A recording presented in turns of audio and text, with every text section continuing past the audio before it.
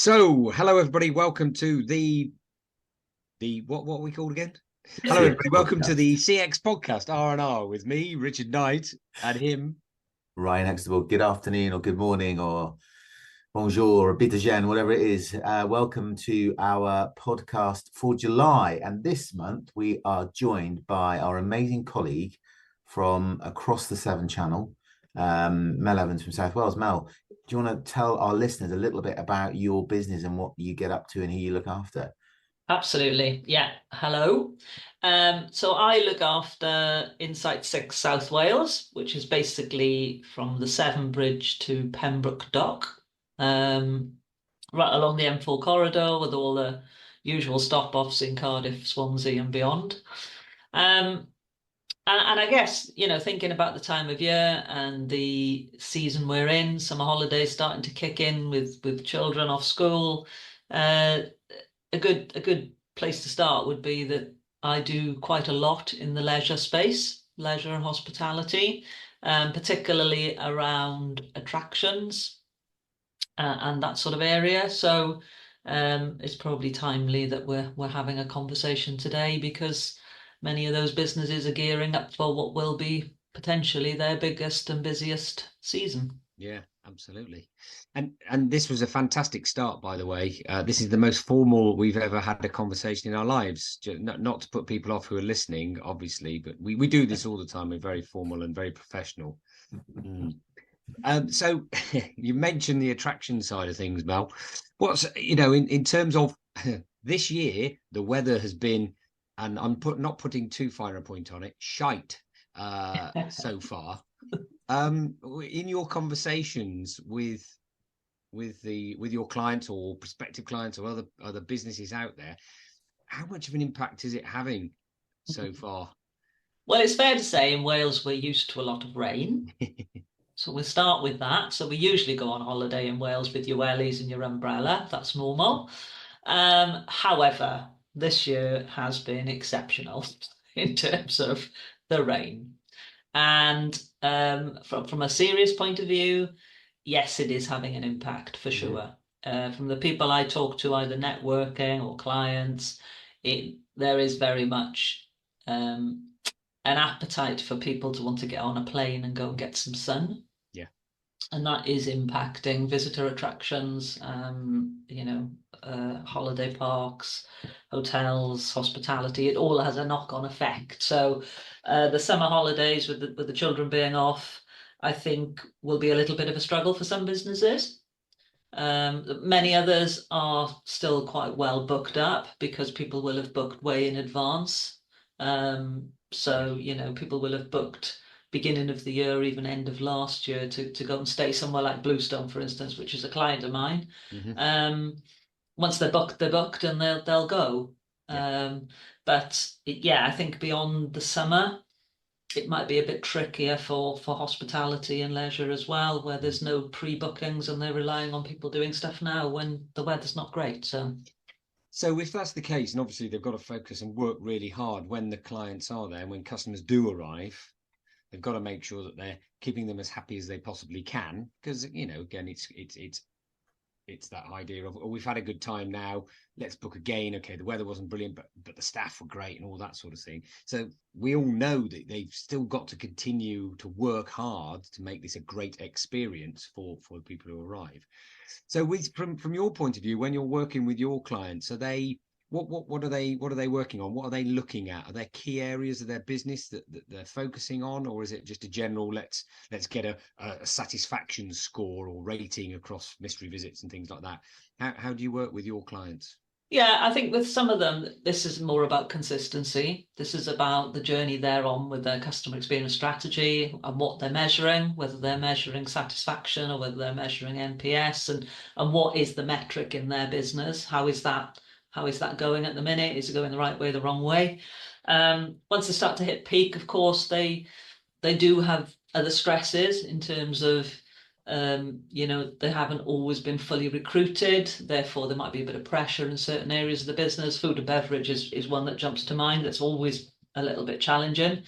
So the focus is on maintaining a level of service and satisfaction. But one of the things that I talk to my leisure clients about quite a bit is giving ownership to the team. Okay. They're in environments where people might only be going on holiday once or twice a year. There might be a special occasion.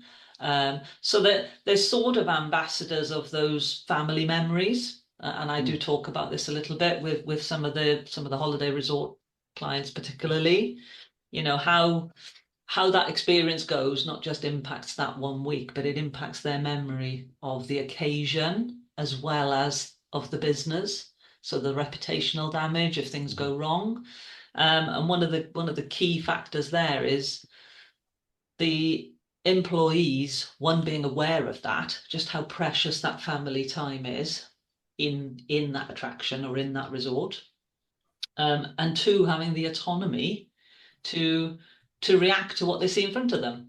So a great example of this is, if you've got children around the place, there's always going to be mishaps and challenges and tears and tantrums. It's allowing the team to sort of go, okay, can I intervene to make this a little bit easier on the parents and the child? We had a great example of this with Bluestone, where there was a little toddler, I think he was 3 or 4 years old, and he'd had a toy bear from when he was born, and he carried it everywhere with him, slept with it at night, and they suddenly realised that this toy bear had been lost during the day in resort. So they flagged it to one of the team members that this was going to be a challenge because this little boy had never gone to sleep without it. And they really wanted to find it. They retraced their tracks, they couldn't find it. So one of the team members took it upon themselves to go to security and actually look at the cameras around the resort and track this family as to where they'd been and what they'd been doing, and managed to work out where they'd gone and actually retraced the tracks and found the bear, and were able to take it back to the family and the little boy so everybody could have a good night's rest. So giving ownership to the team is a key one to make the experience as memorable as possible. Yeah, it's an interesting point, Mel. I just want to go back to I mean, that's a really live story, isn't it, about how that experience could have completely destroyed and upset that family's holiday. And it is bringing it back to those stories, particularly I think in hospitality and in where attractions play such a key role in making or breaking someone's experience of holiday. And for all three of us in the areas we work in, the Southwest and South Wales, the tourism industry plays such a massive part of the economy, and there's such a small window of time to be able to get that right. I was at a networking event this morning at Peyton Zoo, and I was chatting to the fundraising manager and the events manager there, and they were talking to me about the fact that actually, going back on something you said earlier, the first bit of the season has been a real disappointment. That they haven't hit the numbers, and actually they're now thinking about how do we make decisions that are not going to affect the guest experience, but also keep us financially in the black rather than in the red. And it's such a huge challenge for attractions and the tourism economy more broadly across the UK with such a small window of time. One of the things we talked about during that point was actually coming back to your comment around giving the team the autonomy, but more importantly, giving the team the ability to be able to think more commercially, think about how they can help that business. And we were using the example, particularly when we measure sort of food and beverage in attractions, where we are measuring things like when somebody does buy a bacon sandwich in the morning for breakfast, they're offered a cup of coffee or an orange juice on top of that. Those small sales make a big difference to the bottom line, but they also enhance the experience of the individual that's there, because in reality you're selling them or you're giving the opportunity for them to buy something that they may not have done, and therefore enhance the experience. So this point around giving the team the autonomy, I think, is quite hard, because many of them are temps. Many of them will have just, some of them might be returning from university. They may have worked before, but actually it's a really tough gig, isn't it, for the leadership of these parks and attractions to be able to provide a consistent, I think is the word you use, Mel, a consistent experience. And that is tough, particularly if attractions haven't got enough cash in the bank earlier on in the season, they may make a decision not to recruit any additional people, and therefore that puts pressure on the team as well. Yeah, absolutely. The other piece around that is that reward and recognition piece as well. So if you're thinking commercially, brilliant, fantastic. What is the reward? How are you recognised? It doesn't need to be clearly from a cost point of view. If you can't afford to recruit people, you're not going to be bunging more money at them. But it's that cultural piece, isn't it? It's around the idea of how do you make somebody feel valued in when their behaviours are the ones you want to see. Yeah, More often than not, HR policies and all these things, that goes down to a little bit more down the policy side, have all got the performance management headings and what you do if they do something wrong and the process for that. But actually, what happens when we see brilliant behavior that is exactly what you want and turns into a commercial win and all that sort of thing? Is there a process in place for that? Yeah, absolutely. And likewise, I think there is the challenge of, the clients I work with measure guest experience, but conversation quite often goes down the path of, well, how do your staff feel? How are your employees feeling? What are their satisfaction or experience scores looking like? Because if you've got a core team of people, there will always be a percentage that are disengaged. And if they're the people who hold in their hands these precious memories for your guests, then you're going to have a challenge on your hands. So understanding the team and the employee experience is as beneficial as understanding the guest or customer experience, because one drives the other. I don't know about you guys, but I've never seen a disengaged team deliver a great customer experience. It just doesn't happen. So I think being mindful of both pillars and seeing your world through both lenses is also really important when you're running that sort of business. Well, any business, but particularly the hospitality business, where you're asking your team to put themselves in the customer's shoes, in what should be a really nice experience for every guest or visitor. And things go wrong, they will. But it's the team members that have to pick up the pieces, and actually brand reputation and everything else that goes with it might sit with one team member who might handle that really badly. So your point, Rich, about recognition is a really good one, because praising people when they do stuff well is such an important part of driving that culture. Because guess what? Somebody praises you for doing something well, you want to do more of it because you want more praise, because we're human beings. We want people to recognize that. So that is a key part to delivering a great experience for sure. Yeah. And I think doing that more and more drives that positive reinforcement piece across the organization. So those people who are disengaged, who are the people who cause the issues, who sit there and moan, almost get pushed either to change their behavior because that's what everybody else is doing and it's a very positive thing and they're seeing a reward and recognition for that, so going, oh, hang on a second, I better do that, or they go, right, time to go. There's that sort of self-filtering process that can happen with it, and it's not easy. That's one of the key things that people have got to remember about that sort of stuff. Giving one person a big round of applause in front of 20 people, 30 people on a stage or in a morning briefing does not suit everybody. So you've got to be careful around how you reward and recognize as well. That's really quite tailored. It's the same as the customer's experience. The more you tailor it, the better it is. Yeah, exactly. Yeah. I think one of the things that's quite interesting when I talk to some of our clients, particularly in the hospitality sector.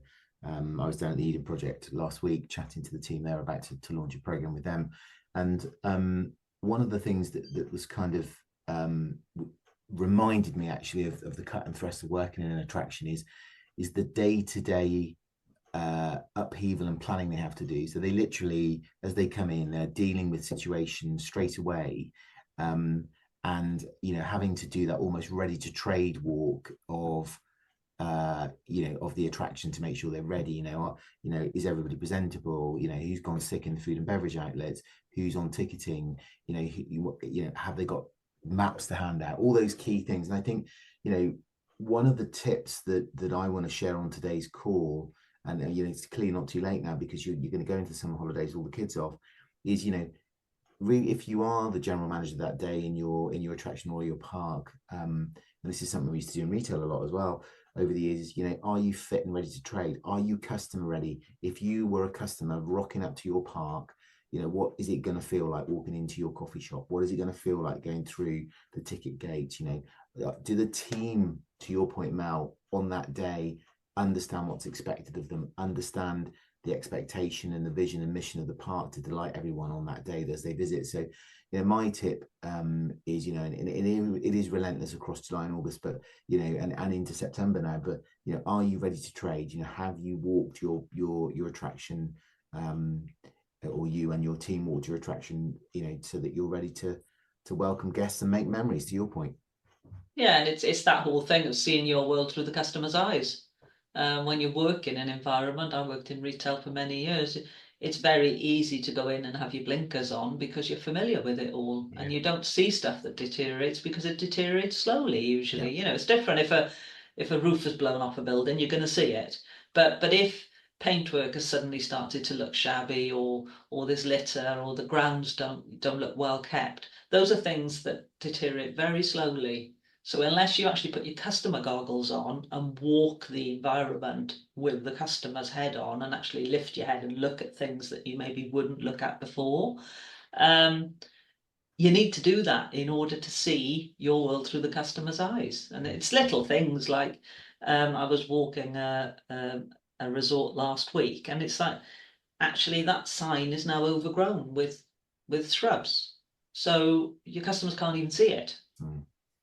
Now, that might have taken 2 years to get to that point. So you're not going to see it because it happened really slowly. So it's very easy for me or you to walk into somebody's business environment and see stuff that maybe the client or their team won't see. And I think that adds a lot of value to what I do with the client. Is actually, when I walk in with the customer goggles on and point stuff out that when you've pointed it out, they go, oh yeah, that's obvious.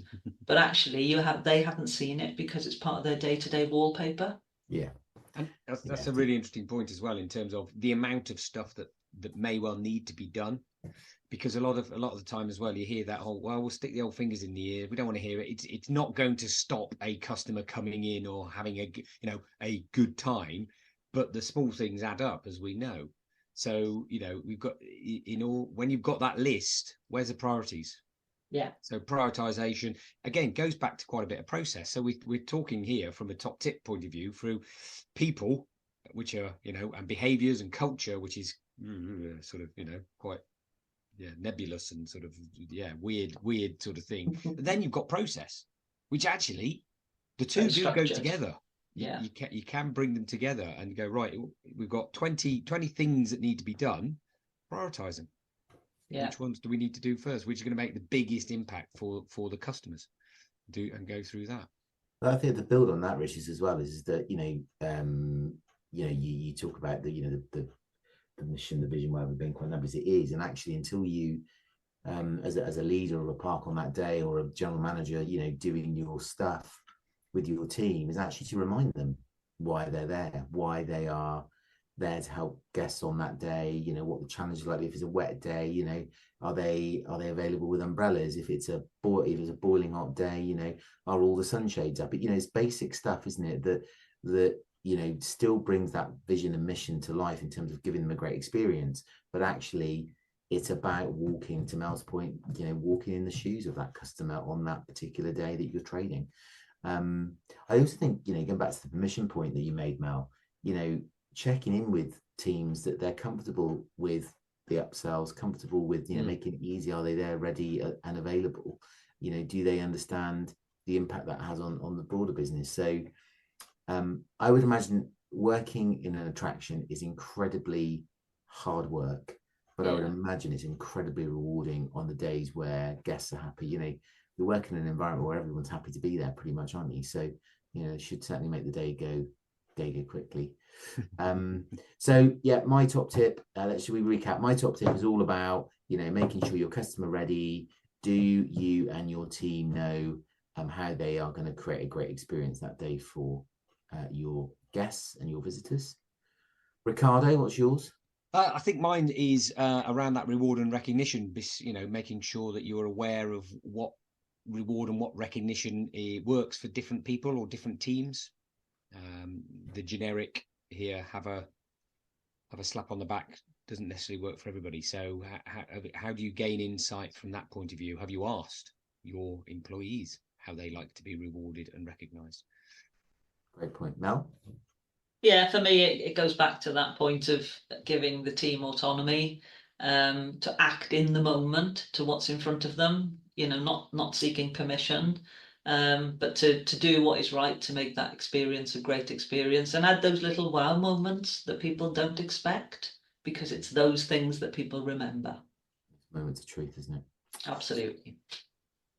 Well, I certainly think this podcast, there's been a level of gravitas that we don't normally have. And I'll just thank you, Mel, for bringing that to this podcast.